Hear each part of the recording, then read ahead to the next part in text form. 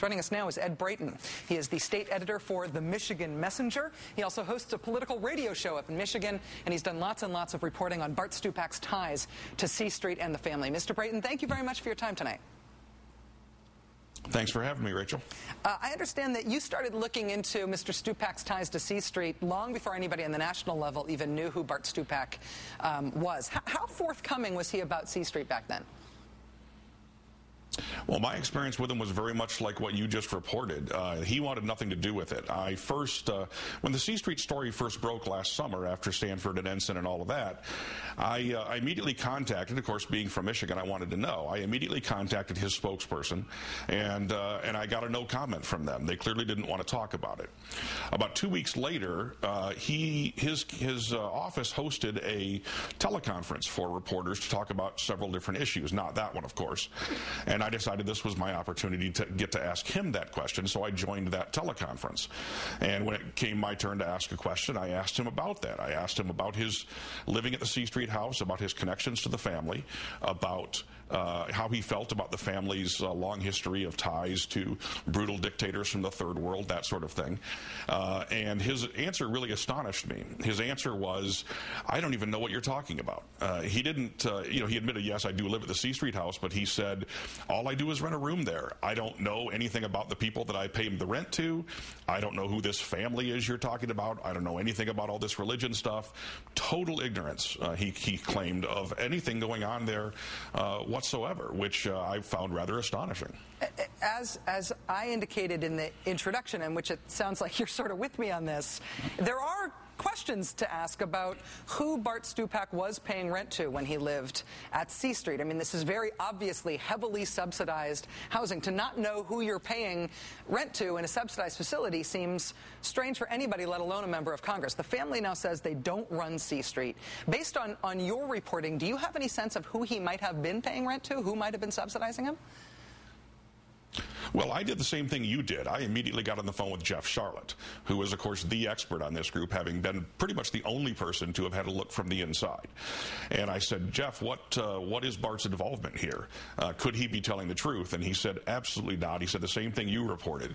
He said, when I lived at Ivanwald, one of my brothers was a protege. He was a family-assigned mentor. He used to go to Capitol Hill once a week to meet with Stupak to get counseling from him. He is very involved in the family. Now, as far as C Street is concerned, C Street House is actually owned, as I understand it, by the C Street Foundation.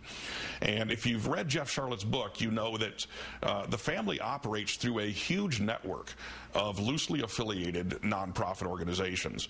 And those organizations may only last for a certain period of time. They fold them up after 2 or 3 years, and they start a new one with a different name. And that makes them very difficult to sort of follow the tracks. Jeff, of course, had access to their archives and could go back through all of their records and track all of these things. And according to Jeff, the C Street Foundation is directly affiliated with the family, and I certainly have no reason not to believe him. Mr. Stupak says, of course, that his time at C Street didn't influence his votes in any way. We know that the thing that Mr. Stupak's most famous for, the Stupak Amendment to health reform, was actually the Stupak-Pitts Amendment. Congressman Joe Pitts, a Republican, who Jeff Charlotte reports also has a very long association with the family. We have to take Congressman Stupak at his word here, because nobody can define what's inside his heart and inside his mind in terms of what influences him. But have you come across any legislation that he's offered that has raised eyebrows in terms of his connections to the family in C Street? Well, one of the things that I found last summer was that he had sponsored a bill in this session of Congress to transfer several acres of Coast Guard property in Sheboygan, Michigan, to a church school there in Sheboygan, free of charge. Now, that obviously is not constitutional. You can't give government property away to a church. And I contacted them, his campaign, or I'm sorry, his office. They had no comment at all. They wouldn't talk to me at all about it. Americans United for Separation of Church and State got involved. They wrote a letter in early October to Representative Stupak telling him this was unconstitutional.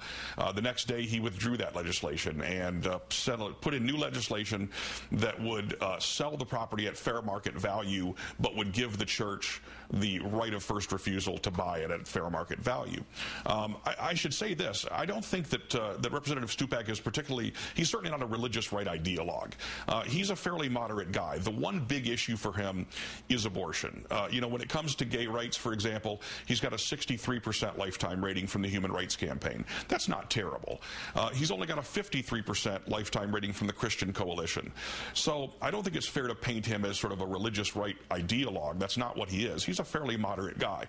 But abortion is the one issue that I think really gets his dander up and that he feels very strongly about. And he feels like that's a place where his religious views should be imposed on the rest of the country. Ed Brayton is state editor for the Michigan Messenger. Thanks for helping us flesh out this story with your reporting and helping us all get to know Bart Stupak a little better. Really appreciate it, Mr. Brayton. Thanks, Rachel. Thanks for having me.